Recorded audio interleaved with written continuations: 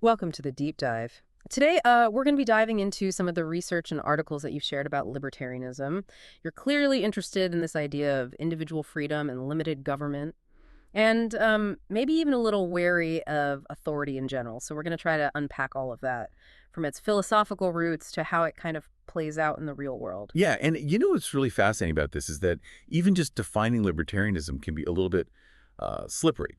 We've got sources here like the Stanford Encyclopedia, Britannica, even the Cato Institute.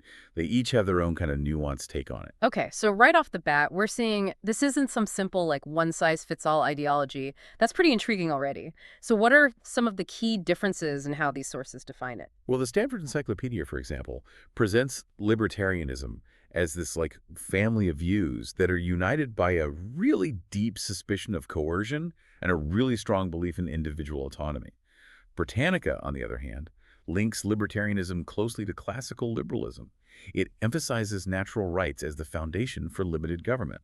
Okay. And then the Cato Institute, as you might expect, really focuses on the individual as the bedrock of society, championing individual rights, free markets, and the idea that order can kind of emerge organically without heavy-handed control. Wait, organically. So that sounds a lot like that spontaneous order concept that I've heard libertarians talk about. But how does that actually work in practice? I mean, it can't just be everyone doing whatever they want, right? Right. It's definitely not about chaos. Think of Yeah. it more like open source software development. You've got thousands of individuals, all with their own motivations, who are contributing code voluntarily, and somehow this complex and functional system just emerges. Yeah. Or think about volunteer-run organizations. They often achieve these amazing things without any kind of top-down command structure. That's spontaneous order in action. Okay. Yeah, that's a much more concrete way to think about it. So it sounds like libertarianism at its core is really about individual liberty, minimal government intervention, and this belief that order can arise from these voluntary interactions. You got it. And all of those core ideas are built upon a set of key principles: individual liberty, self-ownership, the non-aggression principle, limited government, free markets, and negative liberty. Wow, okay, that is a lot to unpack. So where do we even begin? Maybe we can just kind of tackle these one by one. Sounds good. Individual liberty seems pretty straightforward. It's just about the freedom to make your own choices, right? Yeah, exactly. It's the freedom to live your life as you see fit. Pursue your own goals, make your own decisions without undue interference, as long as you're not harming others. And this idea leads very naturally to the concept of self-ownership, which is absolutely central to libertarian thought. So I'm guessing self-ownership goes beyond just, hey, this is my coffee mug, don't touch it. What does it actually mean for libertarians? Well, it's about recognizing that you own your body, your labor, and really the fruits of your efforts. Mm, Libertarians see this as the foundation for all other rights. It's this idea that you have the right to control your own destiny, free from coercion or exploitation. okay, that makes sense. So if you own yourself, you have the right to make choices about how you live your life, what you do with your time, your talents, even how you interact with others. But how does that all play out in a society where people have different values and often disagree with each other? Yeah, that's a great question, and that's where the non-aggression principle comes in. It's this idea that you shouldn't initiate force or fraud against other people. And this applies to individuals, businesses, even governments. Huh. It's really about peaceful coexistence, respecting other people's rights, and resolving conflicts through voluntary means instead of coercion. So basically, don't start nothing, won't be nothing. I mean, it sounds simple enough, but I can also see how applying that principle consistently could get a little tricky. Yeah, it definitely raises a lot of really interesting questions. But for libertarians, it is a fundamental principle that kind of underpins their vision of a free society. Right. And that pretty naturally leads to the idea of limited government, which libertarians are famously skeptical of. They want the government to kind of stay out of their lives as much as possible, right? Absolutely. For libertarians, the role of government should be very strictly limited to just protecting individual rights, enforcing contracts, and maybe providing national defense. Anything beyond that is seen as an overreach and potentially even a threat to individual liberty. So minarchists, the so-called small government libertarians, are basically saying, just give us the bare minimum government to kind of keep the peace and uphold basic rights, and we'll take care of the rest ourselves through voluntary cooperation and free markets. That's a great way to put it. They believe that individuals and private institutions are just better equipped to handle most societal needs than a centralized bureaucracy. Yeah. And speaking of free markets, that's another really big one for libertarians, right? It is. They see the free market as the most efficient and just way to allocate resources and create wealth. Precisely. Libertarians believe that free markets, with minimal government interference, are going to lead to greater prosperity, innovation, and individual empowerment. They argue that the invisible hand of the market, guided by individual choices and the forces of supply and demand, is just more effective than any central planner could ever be. Okay, so we've covered individual liberty, self-ownership, non-aggression, limited government, free markets. What about this negative liberty thing? That one always sounds a bit more abstract to me. Yeah, negative liberty is a fascinating concept. It's this idea that freedom isn't just about what you're allowed to do, but also what you're free from. Okay. It's about being free from coercion, from interference, or constraints imposed by other people, particularly by the government. So it's not just about having options, it's about having those options free from any external pressure or control, right? Yeah. Can you give me a real-world example to help me illustrate that? Sure. Think about like choosing your career path. In a society with negative liberty, you are completely free to pursue any career that you want without the government kind of dictating your choices or limiting your options based on your social status or some other arbitrary criteria. Your career is your choice, and no one can force you into a particular path. Okay, that makes sense. It's like having this wide open field of possibilities ahead of you rather than being forced onto a predetermined track. Exactly. Negative liberty is about having that open field, that space to explore your potential and make choices that really align with your own values and your aspirations. But all these ideas, they didn't just kind of pop out of nowhere, did they? Libertarianism has a history, right? Oh, absolutely. Yeah. And it's a surprisingly deep and winding history. You can trace the roots of libertarian thinking all the way back to ancient Greece and Israel. And even back then, you see early expressions of valuing individual freedom and limiting the power of rulers. So even back then, people were wrestling with this kind of fundamental question of how to balance individual autonomy with the need for order and governance. Exactly. And those early seeds of libertarian thought, they continue to germinate throughout history. Like, for instance, we see early Christian thinkers, particularly certain sects, emphasizing the importance of individual conscience and religious freedom, which really aligns with a lot of libertarian ideals. Yeah, it's amazing to think that these ideas have been kind of percolating for centuries, evolving and adapting to different contexts. It really shows you how deeply rooted the desire for freedom is in human nature. But it was the 18th century Enlightenment that really kicked things into high gear for libertarianism. Ah, the Enlightenment, the age of reason, individual rights, and limited government. It's no coincidence that a lot of the key figures that we associate with libertarianism, like John Locke, David Hume, and Adam Smith, emerged during this period. Absolutely. They really laid the intellectual foundation for many of the core libertarian principles that we've been discussing today. John Locke, with his emphasis on natural rights and the social contract, was particularly influential. Right, and then Adam Smith, with his groundbreaking work on free markets and the invisible hand, really solidified the economic argument for libertarianism. Exactly. And even the term libertarian itself has this really fascinating history. Did you know it was originally associated with anarchist movements in 19th century France? No way. So the term that's now associated with limited government and individual rights was once linked to this idea of abolishing the state altogether. It just goes to show you that ideas can evolve and take on different meanings in different contexts. It's a reminder to always kind of dig deeper and really understand the nuances of any ideology. Well said. But before we go any further, we should acknowledge that libertarianism isn't some kind of monolithic block. It's more like this diverse ecosystem with all these different schools of thought, each with its own flavor and emphasis. Exactly. You've got your minarchists who advocate for a minimal state, your anarcho-capitalists who believe we can just do away with the state entirely, and then you've got your left libertarians who blend individual liberty with a strong focus on social justice. Okay, so there's this whole spectrum of libertarian thought out there.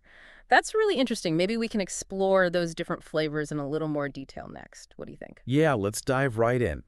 Starting with the anarcho-capitalists, who are probably the most radical and challenging branch of the libertarian family.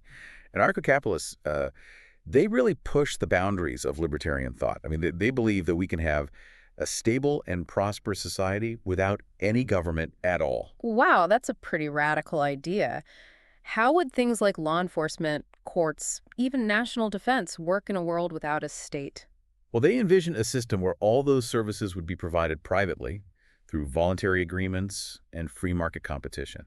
Think private security firms, arbitration services, even like private defense agencies. So instead of paying taxes to a government, you'd basically be shopping around for these services that you need from private providers. Exactly. It's all about individual choice and these market-based solutions.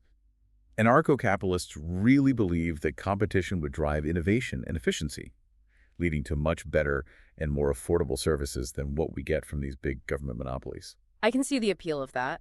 But it also raises a lot of questions for me. Like, how do you prevent powerful corporations from just becoming the new rulers, right? How do you ensure fairness and protect the rights of people who can't afford all these private services? Yeah, those are all valid concerns. And even within anarcho-capitalist circles, there's a lot of debate about how to address those challenges.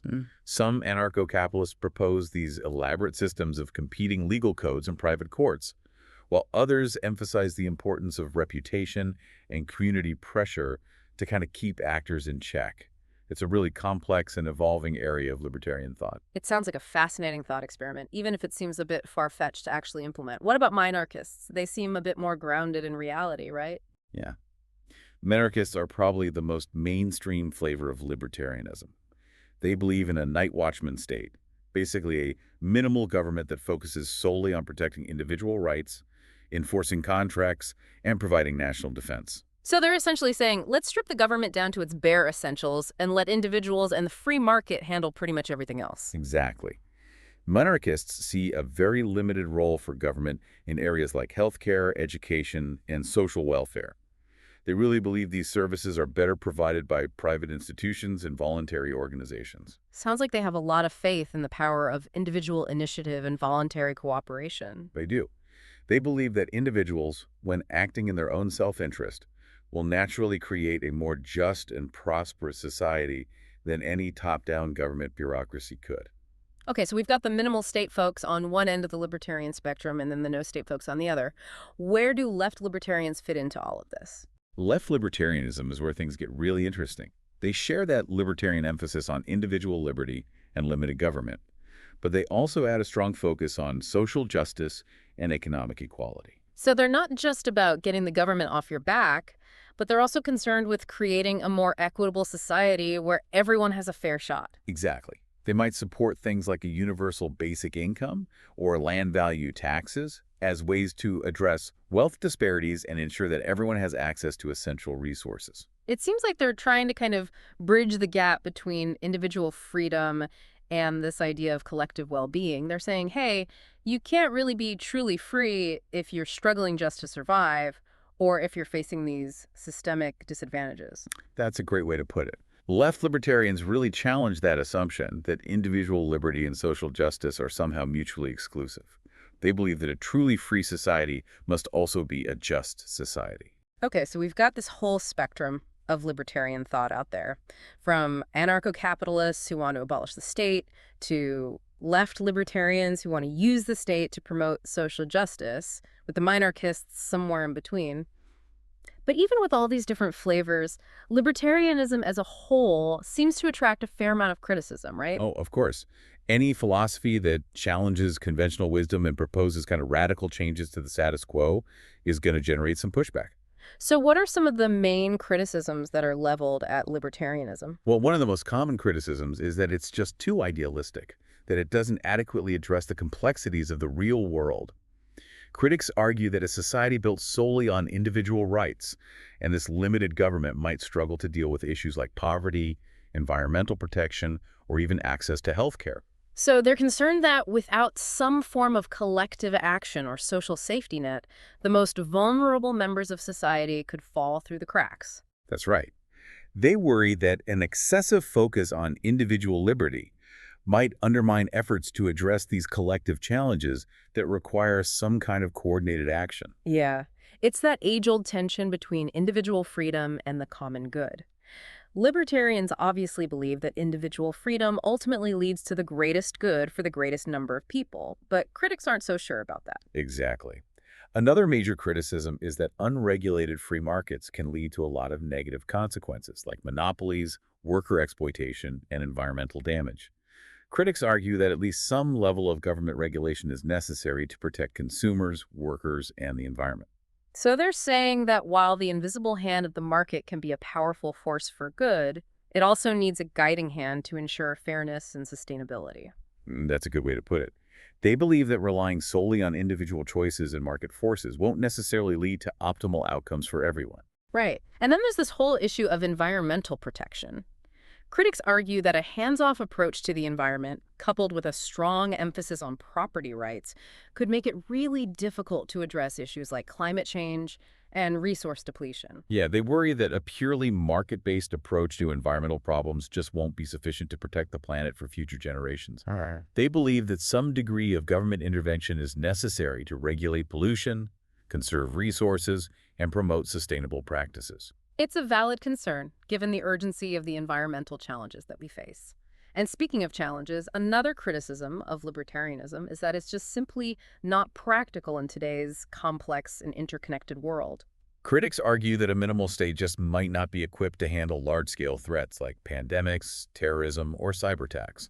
They believe that a more robust government role is necessary to coordinate responses to these kinds of challenges. So they're essentially saying that the world is too messy and too dangerous for a government to just sit back and let individuals try to figure everything out on their own. Exactly. They believe that a certain level of government power and intervention is just necessary to ensure security and stability and the effective functioning of society. Okay, so we've heard from the critics, but despite these concerns, libertarian ideas seem to be having a real impact on the world, don't they? Absolutely. Libertarianism has definitely influenced policy debates and inspired innovations in various fields. We see its influence in the rise of free trade zones, cryptocurrencies, homeschooling, the sharing economy, and many other areas. So let's look at some concrete examples of how these libertarian ideas are actually shaping the world around us. I mean, you've probably heard of free trade zones, but Yeah. have you ever thought about how they embody those core libertarian principles? Yeah, free trade zones are a really great example of libertarian economics in action. By reducing regulations and taxes, you're creating these spaces where businesses can operate with more freedom, attracting investment, and really boosting economic activity. It's like a practical application of that libertarian belief in free markets and limited government intervention. So it's kind of like creating these little pockets of economic liberty where businesses can thrive without the heavy hand of the state weighing them down. Exactly. And then you have the rise of cryptocurrencies, like Bitcoin, for example. That's another area where libertarian ideas are having a really tangible impact. Cryptocurrencies are decentralized, which means they operate independently of governments and central banks, and that aligns perfectly with the libertarian desire for financial freedom and this idea of individual control over your own assets. So cryptocurrencies are giving individuals a way to opt out of those traditional financial systems and really take control of their own money. Exactly. It's about empowering individuals and reducing their reliance on these government-controlled institutions. And then there's the whole growing popularity of homeschooling and private education.